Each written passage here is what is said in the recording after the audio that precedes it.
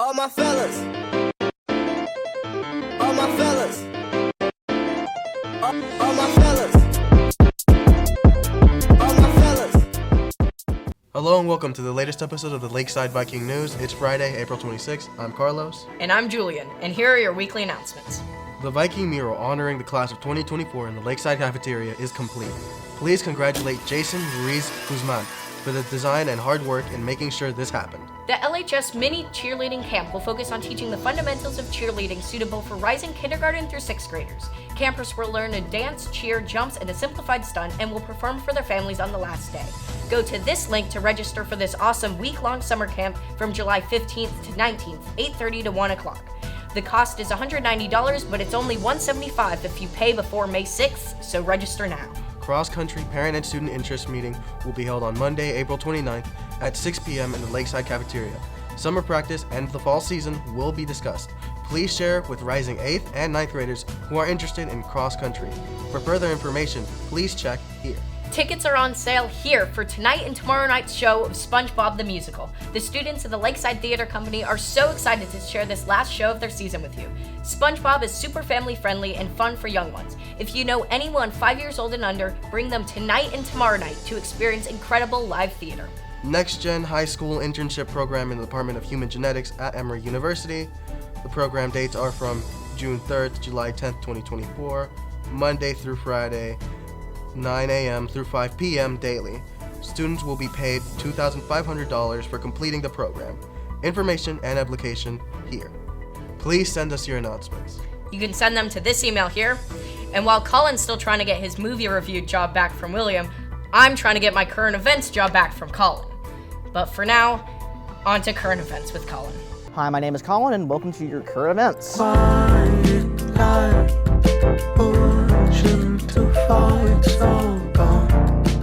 Now, our top story today is the massive 4A bill that just got pushed through the U.S. Senate today, sending $95 billion in foreign aid to Israel and Ukraine, with Joe Biden even saying that as soon as it's gotten to his desk, he is going to essentially sign it into law and send all of this funds to the countries that kind of need it. Now, this bill is also sending $26 billion in humanitarian aid to places like Gaza, along with some of it to Israel. Donald Trump, he was actually dragged in front of a court today for his first actually criminal trial, which is involving hush money being sent to the National Enquirer to kill negative stories about him and run defamatory stories about his opponents in the 2015 election campaign. Now, if you're like me, you've never seen someone actually read the National Enquirer, willingly, but apparently the former president thought it was warranted enough to actually pay illegal money to stop stories being ran. Now, the former president has had a gag order placed on him, so he can't really talk about the trial in detail, in public. However, it's very on brand for him to just kind of ignore that. So he kind of just went to Twitter and decided to just post a bunch of remarks about some of the witnesses in the case, specifically Michael Cohen and Stormy Daniels. Now, this is very on brand for the former president, I assure you.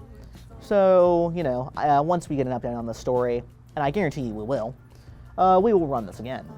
Our final story is an update on TikTok's legal status in the United States. Now, for all you TikTok users out there, you may want to get this in because ByteDance, the parent company, has about 270 days to either sell the company to a suitable American replacement or have it banned in the United States. Yeah, that law I mentioned last time, if you actually watch current events. Joe Biden actually passed that, so now they have 270 days. So the company's CEO, Stephen Shou Chu, has actually made a statement on this and essentially has said that they are not going anywhere. However, being the CEO of a massive company, he can't really say exactly what he wants to say, so they did it through a spokesperson instead, with the spokesperson essentially calling this law unconstitutional and saying that it's going to devastate the nearly 170 million users of TikTok in the States. That is all for current events. I have been Colin. Thank you for watching. And now into Drew with a very informative episode of Sports. We're done. What's best for you and me? What's best for you and me? It's all wrong.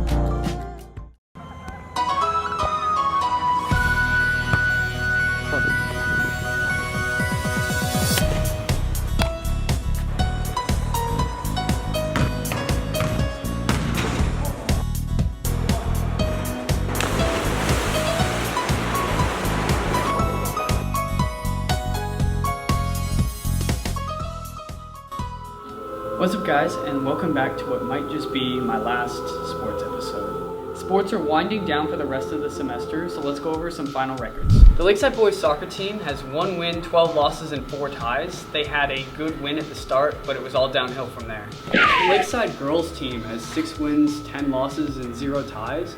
They had more wins than the boys, but less games played overall. The Lakeside girls team is 6-10. They had 5 more wins, but for some reason 2 less games. The Lakeside baseball team finished with 8 wins and a grand total of 24 losses. They had 1 win at the end against St. Francis though, so good job. The Lakeside boys team finished 8-9, finishing their season with a 3-game losing streak.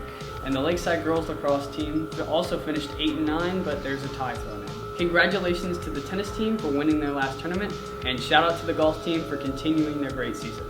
That's all for sports for me for the rest of the year. Thank you guys so much for watching. It was really fun to make. Now back to Carlos and Julia.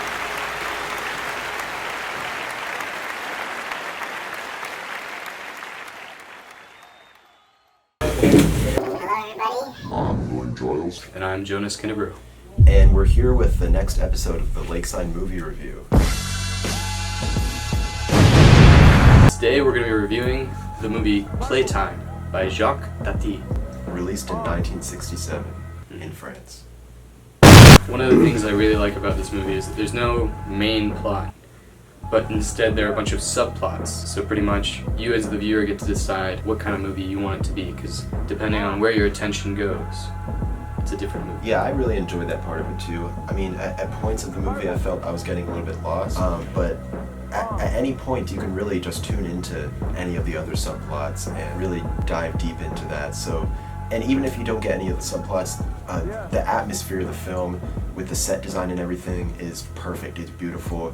It's modern. It's futuristic almost, and it paints a portrait of a city in the future that. If you're into filmmaking, I would definitely go ahead and take a look at this movie. Just because of the set design alone, the acting, there's not a lot of dialogue in this film, but there's still a lot to work with like physical acting, blocking, choreography, and so forth. And the set design, if you're into theater, for example, I think you would really enjoy this film with all the hyper-modern type of architecture in it. I think it's something that theater buffs and film enjoyers. If I had to give this film a star rating out of, what would you say, 5? Let's do it out of 10. Out of That's 10 a little more stars. Okay. precise. Yeah, so 10 stars, I would say 8.5. It's a solid 8.5. I would say 10 out of 10 for 10, me. really? 10. Okay. Zach? I think on a rewatch. That's all for the news this week. Thank you for watching, and make sure to tell your 5th period teachers to tune in every week.